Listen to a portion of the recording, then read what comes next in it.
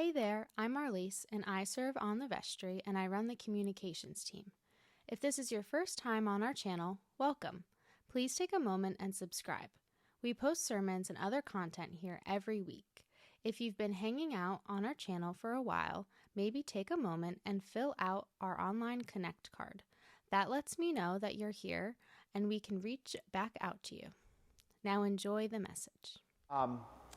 Most of you know I went to seminary in Atlanta, and Atlanta has a ring road, and the ring road is called 285, or the perimeter. That's right, it's called the perimeter, and you sort of know where you are in Atlanta in relation to the perimeter. And on the very northern tip of the perimeter, you go off the highway, and not even a mile, you hit a little Episcopal church. It's not that little. It's a nice-sized church.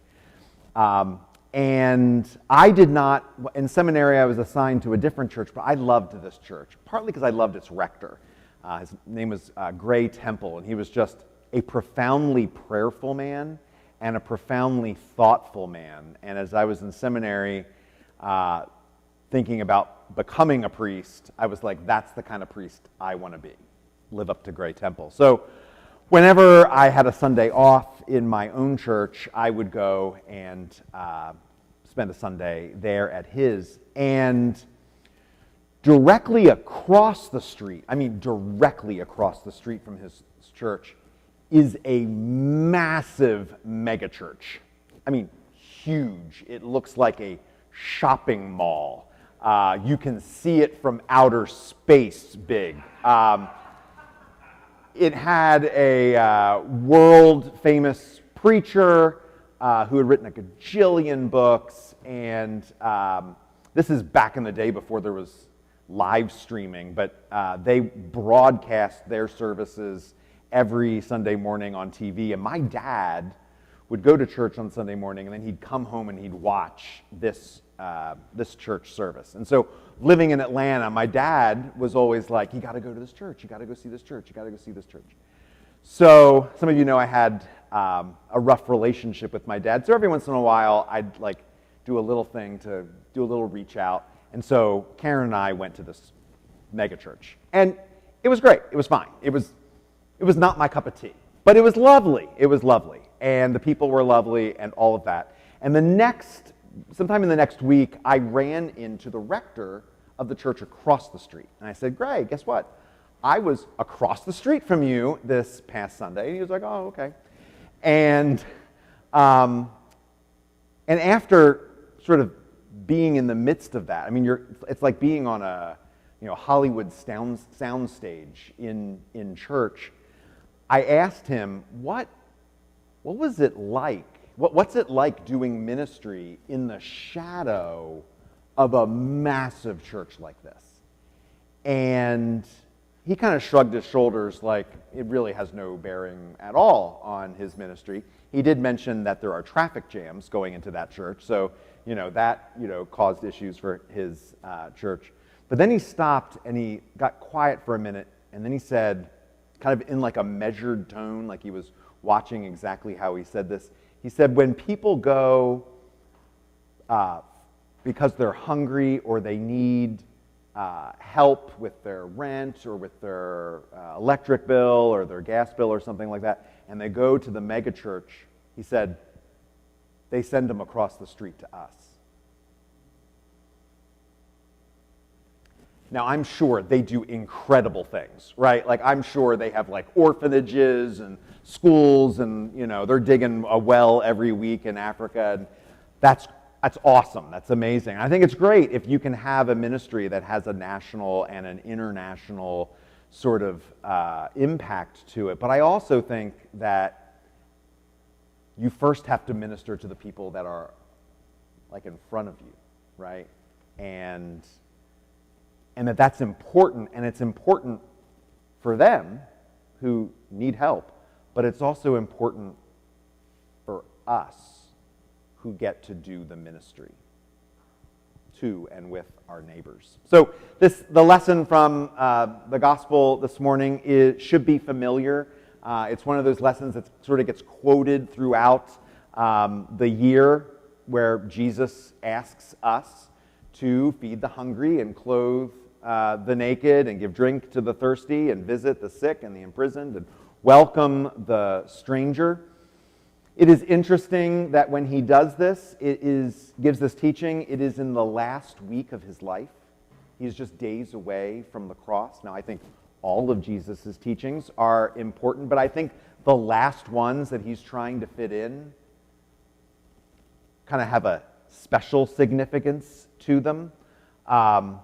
It is also one of the clearest teachings that he gives where he's like, these people are going to the good place, and these people aren't.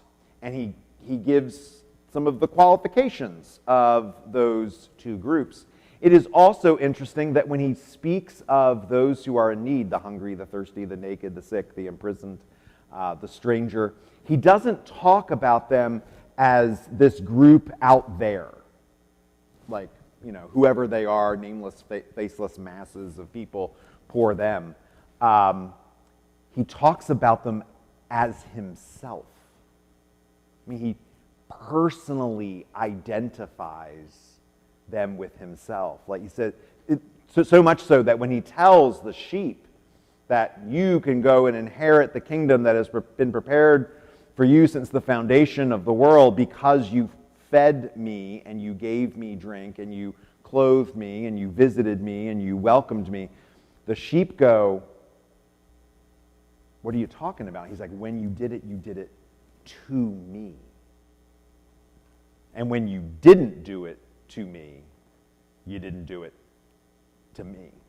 And then he even adds on there, they're members of my family. It's like different layers of ways that he is trying to identify. So this group is not like on the periphery, on the outside. This group of people who are in need are in the center because they are Jesus. This passage has also been troubling to some theologians, commentators, especially since the Protestant Reformation 500 years ago.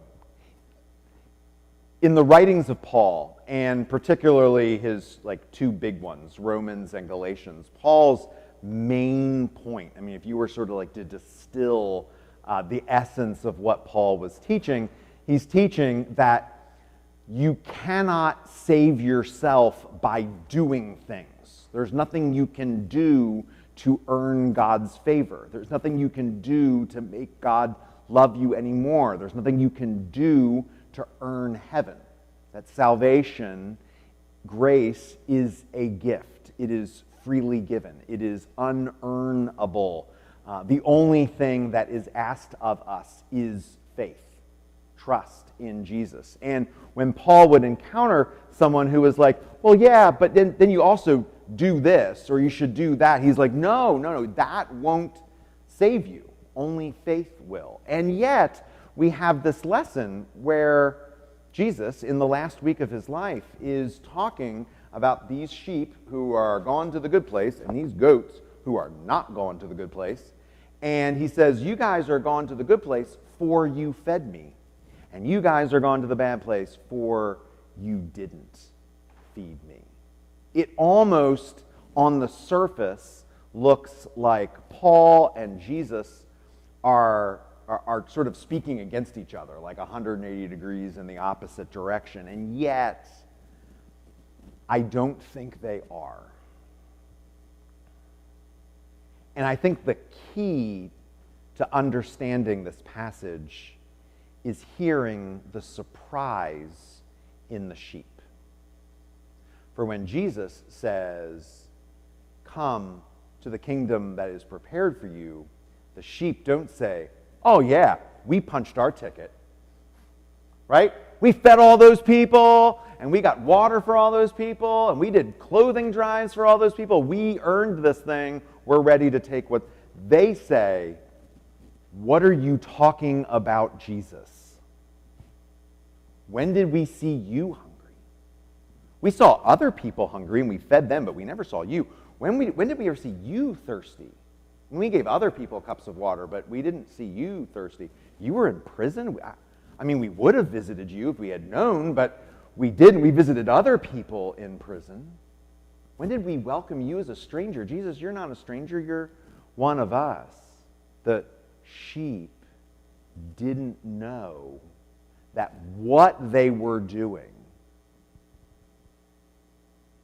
was for Jesus or for them. They just saw actual people in need, and out of a genuine sense of love and care and concern for these people, they did something about it. They weren't doing it to punch their ticket. And so this passage, it's not just about what they did or didn't do. It's about their inner disposition. The sheep are the people who look at those in need and go, what can I do to help? They don't say, oh, what can I get out of this? Oh, you need help?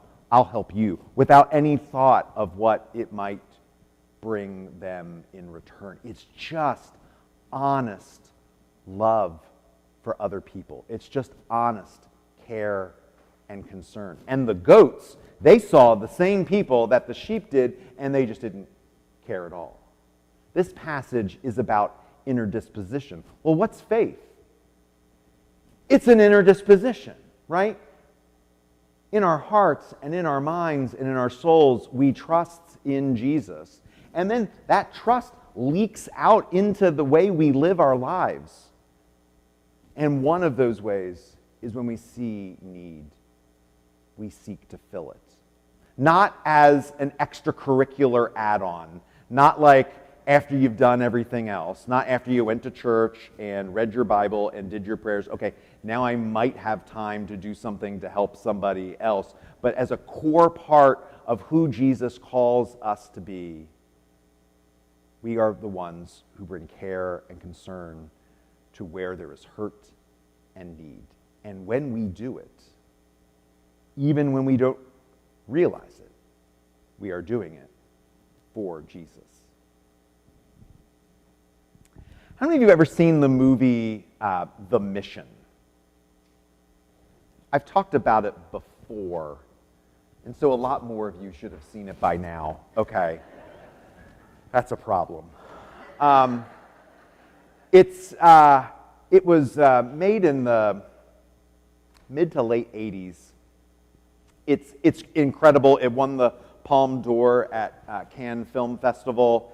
It has a young Robert De Niro, a young Liam Neeson, a young Jeremy Irons, like all these guys that are like huge A-list people now, but like it was like one of their first big breaks. And all three of those guys, they play Jesuit priests who are in South America in the 1700s ministering to the indigenous tribes and peoples of South America.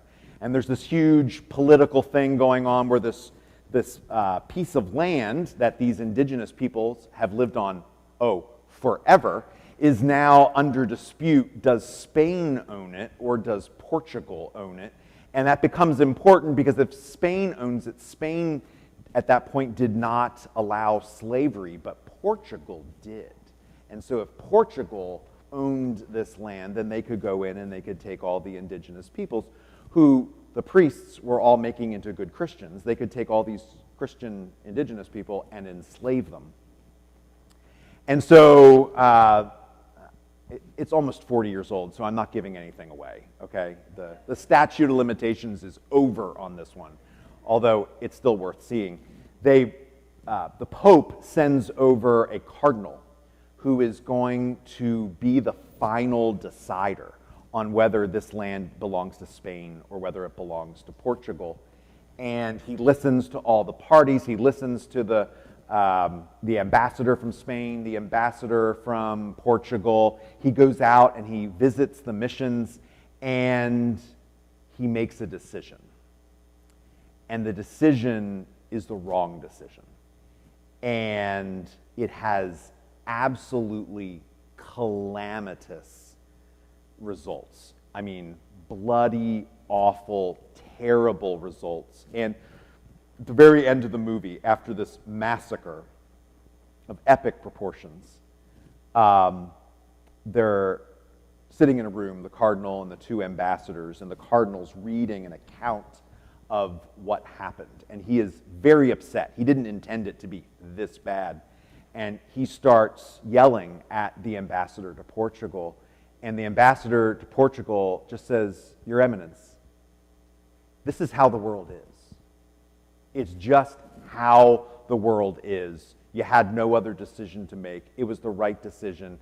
The world turns, and sometimes things turn out terribly. This is how the world is." And so the cardinal gets up and he walks to the window and he gives one of those like 1,000-yard stares. And he says, "No, thus have we made the world." The terrible things that happen every day, near and far, the terrible situations near and far, they aren't just how the world is, it's how we make it. And we can make this world into a world of greed and self-centeredness, or we can make it into a world where we look at our neighbors with honest care and concern and reach out and help, and are reached out and helped by others. We can make the world this way, and we can make the world that way. And we get, as Christians, as followers of Jesus, as his sheep, we get to be the ones to make it this way. We get to carry Jesus' flag of care and concern and love for neighbor wherever they are. That's what we get to do. So let's do it. Amen.